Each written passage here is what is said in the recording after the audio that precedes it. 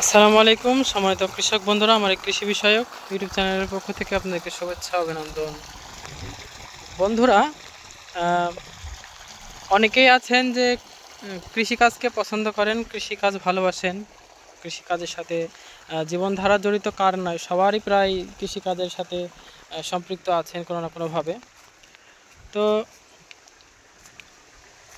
অনেকেই বাণিজ্যিকভাবে কিন্তু লতি কচুর চাষ করে থাকেন বা লতি কচু চাষ করছেন। কেউ হয়তো বা লতি কচুর থেকে অনেক ফলন পেয়েছেন, লাভবান হয়েছেন, কেউ হয়তো বা ফলন পাননি বা কেউ হয়তো বা তেমন একটা লাভ তার হয়নি। তো কিছু কিছু বিষয় আসলে আমরা না জানার কারণে, না বোঝার কারণে কিন্তু সেগুলো কিন্তু ভুলগুলো হয়ে থাকে, আর এই কারণে কিন্তু লতি কচুর ফলনটা কিন্তু আমাদের ব্যাহত হয়ে থাকে। তো বন্ধুরা, আমি লতি কচুর সাথে যুক্ত আছি অনেক দিন যাবৎ। তো জমিতে কিন্তু পানি সেচ দিয়েছি। তো লতি কচুর সবচাইতে যেটা মানে গুরুত্বপূর্ণ বিষয় সেটা হচ্ছে আগাছা পরিষ্কার এবং জমিতে সার প্রয়োগ। তো আগাছা পরিষ্কার করে জমিতে সার যদি প্রয়োগ করা হয় এবং পানির সেচ অর্থাৎ সেচ ব্যবস্থা যদি ঠিকঠাক থাকে, তাহলে কিন্তু লতির ফলন আশা করা যায় যে ইনশাল্লাহ পাওয়া যাবে, ভালো একটা পরিমাণ ফলন পাওয়া যাবে। তো আমার যেই জমিটা দেখছেন, এটা হচ্ছে প্রায় শতক হিসাব করলে 7 শতক 8 শতকের মতো হবে। তো আমি এখানে কিন্তু শুধু লতিরাজ বাড়ি ওয়ান মানে কপালে কালো ফোঁটাটা চাষ করিনি, তার সাথে কিন্তু আরও দুইটা জাত আমার আছে। তো লতিরাজ বাড়ি ওয়ানও আছে, যশোর লতিরাজ আছে এবং কুমিল্লার হাইব্রিড বোরোরার যে লতিটা আছে সেটাও আমার কাছে আছে। তো বন্ধুরা, এই পাশে যে গাছগুলো দেখছেন, এই যে গাছগুলো, এগুলো হচ্ছে হাইব্রিড কুমিল্লার যে বোরোরার লতি, সেই লতির জাতটা। তো অনেকেই আছেন যে হাইব্রিড লতিটা পছন্দ করেন, আবার অনেকেই আছেন যে দেশি লতিটা পছন্দ করেন। তো কুমিল্লার এই হাইব্রিড লতিটা কিন্তু আসলে দেশি লতির মতোই কিন্তু ফলন দেয়, মানে অর্থাৎ দেশি লতির মতোই কিন্তু খাইতে অনেক সুস্বাদু। লতিরাজ বাড়ি ওয়ানের যেই কপালে কালো ফোঁটা সেটার মতোই কিন্তু জাত। এই যে দেখছেন গাছগুলো খুব সবুজ সুন্দর সতেজ আছে। আমি মাঝে মধ্যে সার প্রয়োগ করি এবং জমির পরিষ্কার করি, এই জন্য আমার গাছগুলো দেখতে অনেক সুন্দর। তো যারা লতিরাজ বাড়ি ওয়ান চাষ করতে চাচ্ছেন কিংবা যশোর লতিরাজ, আমি সবাইকেই বলছি যে আমি শুধুমাত্র বাড়ি ওয়ান চাষ করিনি, যশোর, তারপরে নাটোর, আমার প্রতিবেশী ভাই কিন্তু নাটোর থেকে চারা নিয়ে এসেছিলো, নাটোরের কচু লাগাইছে, তার কিন্তু গাছে তেমন একটা ফলন পাইনি। তো আমি যশোর, তারপরে বাড়ি ওয়ান এবং কুমিল্লার হাইব্রিড, এই তিনটা থেকে কিন্তু আশানুরূপ ফলন পাচ্ছি। তবে সবচাইতে যেটা ভালো আমার কাছে মনে হচ্ছে সেটা হচ্ছে কুমিল্লার হাইব্রিড লতিটা।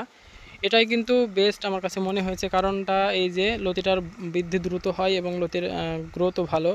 লতিরাজ বাড়ি ওয়ানের চাইতে একটু লতিটা মোটা হয়।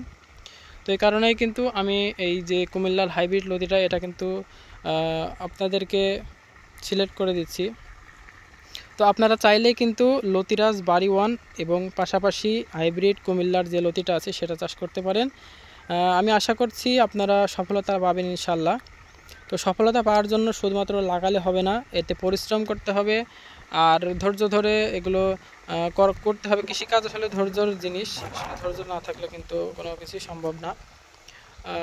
সরাসরি জমিতে আমি এসে আপনাদেরকে দেখাচ্ছি এই কারণে যে আমার লতির ফলনটা আপনাদেরকে একটু কাছ থেকে দেখাবো যে লতির আসলে কেমন ফলন হয়েছে। তো সেটাই কিন্তু মেন বিষয়। আমি জলসেচ দিচ্ছি আর একটু শব্দ হচ্ছে হয়তোবা। তো কুমিল্লার যে হাইব্রিড লতিটা, এটা কিন্তু ফলনের দিক থেকে অনেক ভালো। এই যে দেখছেন, আমি কিন্তু গত 2 দিন আগে কিন্তু লতি উত্তোলন করেছি, তারপরেও কিন্তু লতির যে সাইজ এবং কোয়ালিটি দেখছেন, এই যে দেখছেন লতির সাইজ কোয়ালিটি সব দিক থেকে কিন্তু ভালো।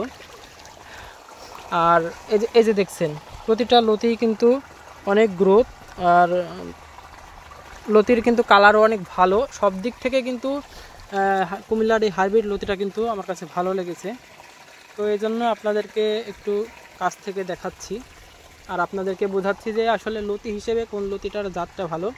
তো আমি কিন্তু আপনাদেরকে বিগত অনেক কৃষি পরামর্শ দিয়েছি, আর ইনশাল্লাহ ভবিষ্যতেও আপনাদেরকে এ ধরনের কৃষি পরামর্শ দিয়ে যাব।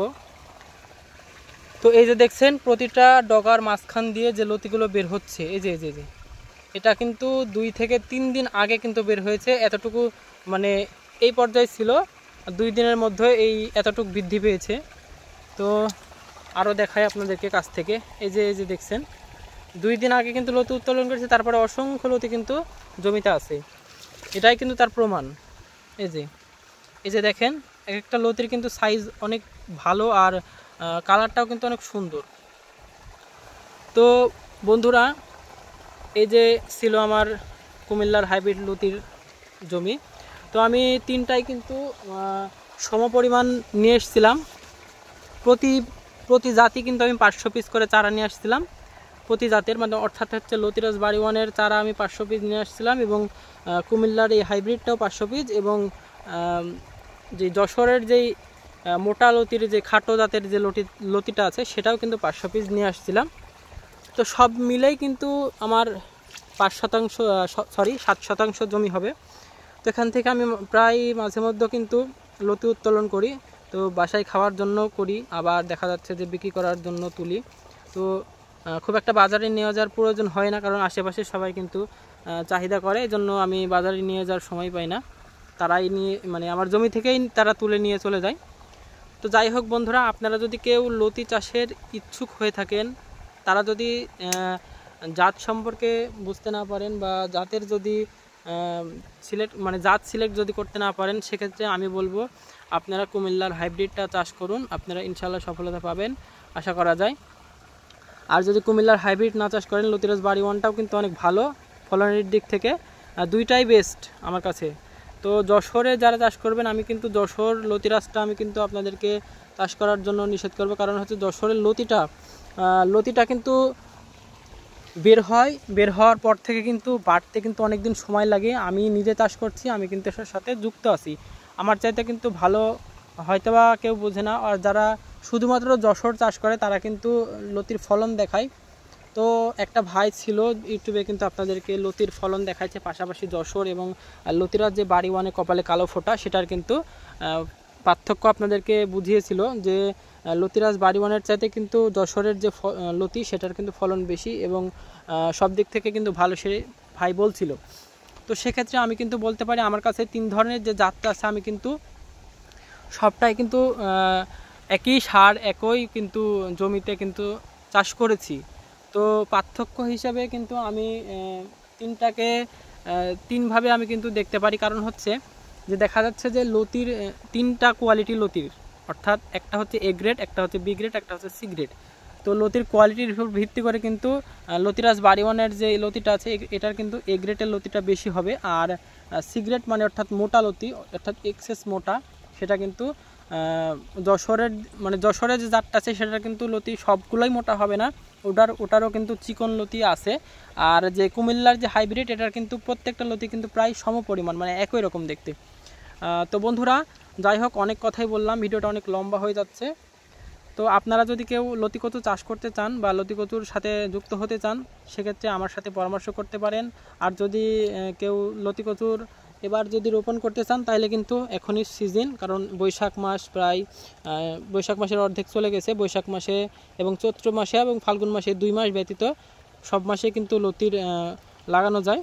তো কেউ যদি লাগাতে ইচ্ছুক হয় তাহলে আমার সাথে যোগাযোগ করতে পারেন, চারার ব্যবস্থা আমি ইনশাল্লাহ করে দেব। তো যাই হোক বন্ধুরা, ভিডিওটা এখানেই শেষ করছি। আমার তথ্যগুলো যদি আপনাদের একটু কাজের মনে হয় তাহলে আমার চ্যানেলটাকে একটু লাইক করবেন, আর পরবর্তীতে আপনাদের এমনই নতুন নতুন টিপস পেতে আমার চ্যানেলটা সাবস্ক্রাইব করে রাখবেন। আমার চ্যানেলে কিন্তু কৃষি সম্পর্কে অনেক কিছুই টিপস দেওয়া আছে। তো এছাড়াও অনেক ধরনের বিস্তারিত আলোচনা করা হবে, পরবর্তীতে আবার আসছি ইনশাল্লাহ।